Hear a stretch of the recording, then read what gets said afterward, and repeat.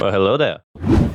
Sonic Generations. I spent way too much time on the couch playing this game on the Xbox 360 as a kid. It's one of my earliest gaming memories, so imagine my reaction when I saw the trailer for Sonic X Shadow Generations. Flashback. Oh, there's a Sonic remaster. Nice.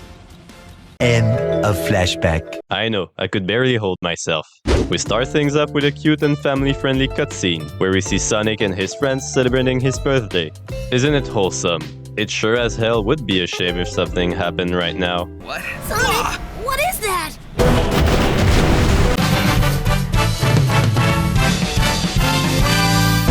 Help us! Did I just see all my friends get killed? Well then. Never mind. Tail is here. We were just sent to another dimension. That's a relief. And no, I did not read the script wrong. This game is set in a frozen dimension between time and space, which is why this place is so empty. Oh my god, even my channel's subscriber count has more people. Ooh, self-burn. Those are rare. So anyway, it'll be up to the Sonics, with an S, to save their friends and stop this weird creature from modifying the timeline before this reality disappears. So yeah, pretty basic stuff for a Sonic game. Trust me. This is cancer! I'm joking around, but it's actually one of its weak points. The story is simple, to say the least. It's the bare minimum. However, it's understandable that it was not the team's focus, because the game is more of an homage to Sonic history, rather than a new adventure. It originally came out in 2011, for the 20th anniversary of the franchise, so they just wanted an excuse to bring both classic and modern Sonic together, as well as what were supposed to be the best levels out of nearly every major 2D and 3D Sonic's game, or the most memorables at least, except Planet Wisp. Your existence is God's failure. This place is a gimmicky shithole and it can burn in hell along with country music. So aside from this mistake of an area, they all feel awesome to play through. Seaside Hill that they brought back from Sonic Heroes is my personal favorite. I never played the game, so I don't know how was the original layout, but I've always loved the atmosphere and the freedom you feel in it. Such good souvenirs. I remember staying in this exact spot just to look at the visuals and listen to the distorted theme of the level you can hear when staying underwater. Please tell me I was not the only one doing this. As I said earlier, you control both classic and modern Sonic, with each their own playstyle and levels. The classic plays exactly like the old 2D Sonic games, and has levels exclusively in 2D, while the modern Sonic has its, well, modern controls, with levels mixing both 3D and 2D segments. They are great in their own way, with the classic having a more smooth, platform-oriented gameplay, and the modern being more raw, high-speed, and dynamic. And also, I wonder what will happen if I type my own name in the research bar. Yeah, sounds about right. Of course, none of this would matter if the levels in themselves were not meticulously designed to allow the player to make the most out of Sonic's abilities, like his homing attacks or boost. It always has been this franchise's best asset. The level design, I mean. Sonic Generation did not disappoint in this area. The team behind it truly understood the essence of what made Sonic so great. And I'm not talking about furry porn, you damn pervert. I'm talking about something that the players, and even Sega, tend to misunderstand. That Sonic's core does not lie in raw speed, but in the smoothness of its gameplay. What? I know, it's like someone trying to teach you mathematics in German, but let me elaborate. All of the elements Sonic can interact with in a level, like the dash panels, the spring, or even the enemies, are arranged in a certain way so they connect to each other, to allow you to use them to keep your momentum. And I'm not saying this because I enjoy killing enemies. Okay, it's a lie, I love it. But it is true that if you know a level well, or just have Ultra Instinct, you are able to smoothly transition from one element to the other without losing said momentum. The speed is only the reward when using both the environment and your abilities correctly. So basically the complete opposite of what I'm doing right now.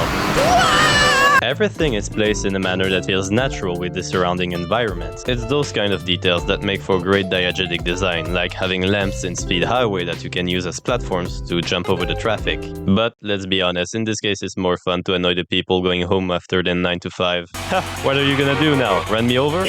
Another example is Rooftop Run, where you bounce off the balloons that are flying around because of the festival going on to get onto Big Ben and destroy it? Am I a terrorist? Like the good old days after 9/11. Not now, Sundowner. To add to the mix, the levels are packed with alternative or straight-up secret routes. See this guy's helicopter? Well, now it's our helicopter. So even if your goal is to get to the end of a level as fast as possible to get this saucy S rank, it's worth it to stay so you can fuck around and find out. Meanwhile, Maybe I fucked around a bit too much. I love Seaside Hill for this very reason. It has a multitude of different paths along with large, beautiful environments. It's so open, it feels like you can go wherever you want. But you don't. And to pleasure the part of your brain that gives you a funny tingling when winning stuff, there are red stars to collect, which are generally located outside of the regular path. However, don't think it's as easy as it seems. Some are pretty tricky. Although I wouldn't know about that because I'm so skilled, I even got the ones in Chemical Plant in one run. I don't even need the side characters' hints to find them all. I'm the greatest treasure hunter ever. Nothing can escape my sight. Nothing. Why? No! How is the seagull? Are you kidding me? I touched it! Who the hell designed this jump? Flip me over, you... Okay, let's move on. It might be the game with the greatest replay value I've done. I didn't even mention the KO hidden across the levels that you can find. But I won't talk about them. Stupid little aborted looking genetical errors hiding on those fucking posters. Yeah, I don't want to go there. So I'll just switch over to the challenges. At least these won't make me want to strangle disabled orphans on their birthday. No! Come on! I was clearly hitting it! Oh, fuck you! I'll make boots out of your skin and walk on your body, you damn lizard! Other than this, the challenges are actually great. 80% of them are completely unique rearrangements of the existing levels, with most revolving around a gimmick that will actually change the gameplay, or at least ask you to play differently. I always thought Sky Sanctuary had too many holes in it, but now there's not even a floor to begin with. Of course there are holes, you're in a floating sanctuary! Oh my god, didn't I deal with you in the last video? Nano machines, son! You'll notice that the challenges where you team up with Sonic's friends are nice reference to past games, like with Sonic grabbing Tails to fly or simply Rouge challenge level design. She got a great ass! By the way, ma'am, earlier I noticed you didn't have much to cover that up, so aren't you cold like this? Here, let me help.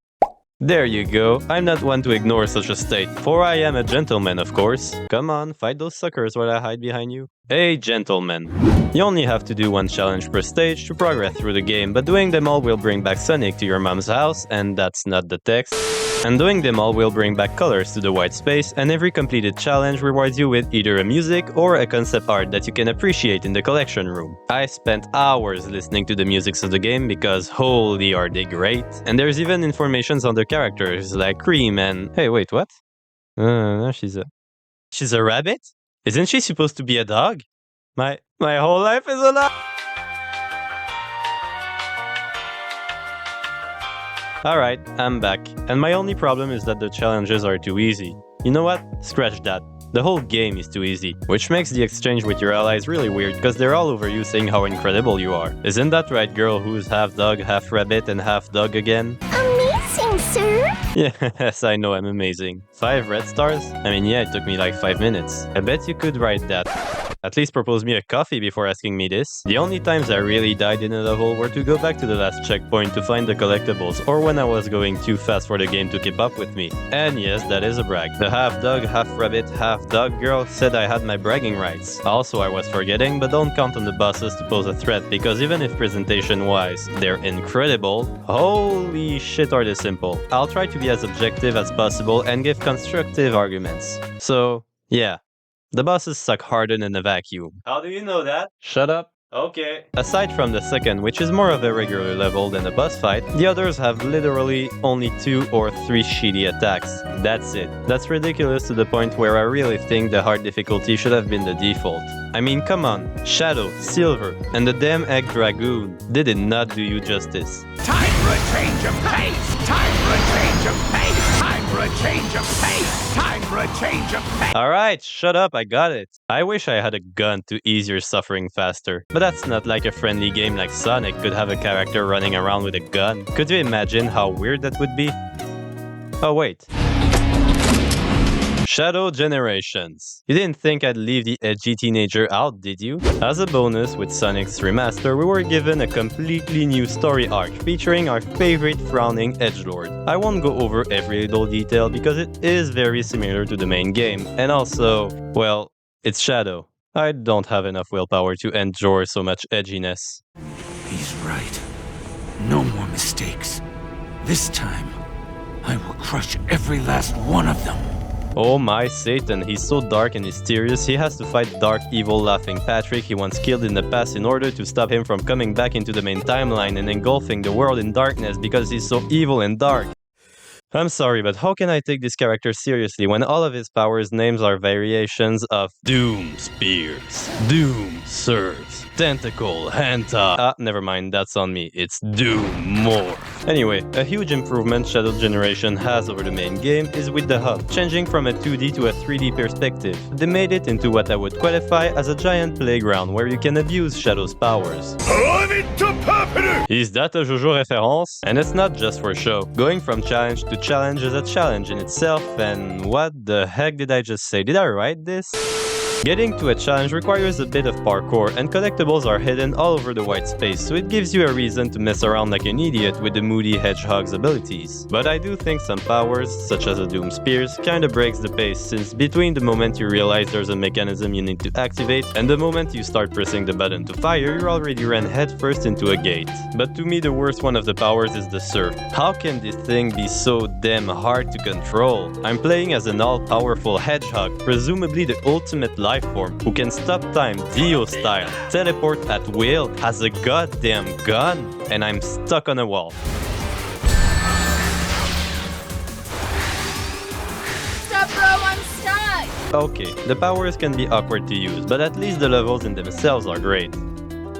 Except the 2D ones. Yes, because since there's only one Shadow, every level has two acts, one in 3D, the other in 2D. You could argue that Shadow's 3D acts are better than Sonic's, but I leave this to personal preference. On the other hand, I do believe the 2D acts are inferior to those in Sonic Generations. They've got a very artificial feel to them. It's like flipping your pillow during the night to get the cold side, only to realize that both sides are warm. It's not bad, just meh. It's sad, since when you start comparing this to anything else in the game, it comes off as dog shit. Which should not be the case, because nearly every other aspect of Shadow Generations is an upgrade to the original game. This is me hinting at the fact that, at long last, the bosses don't suck harder than a vacuum. I'd even go as far as saying they're well designed, and the cutscenes do a great job at telling us how powerful and dangerous they are. Also, I think they took the critiques about the original release not having enough scenario to heart, because the bad guy go check on Shadow on a regular basis to tell him how he plans to win and how Shadow should join him or something. He's a warrior, a destroyer. Yes, the warrior that will destroy you. I think we have someone to compete with Metal Gear Rising's dialogues. Oh, you're saying? Give war a chance! Oh yeah, that's right. I don't see anyone mentioning this, but I'm fighting against a giant mutant, a mecha, and a literal god. So why am I fighting alone? You stupid! And it's not like there's no one else in the white space too. There's a killer robot, Rouge, a mad scientist, and this weird thing just hanging around the lobby. Can't you guys give me a hand or what? Do I bring the little girl? Give her a gun? Call it a day? Wait, that's a Shadow game. That doesn't seem like a bad idea actually. A few moments later.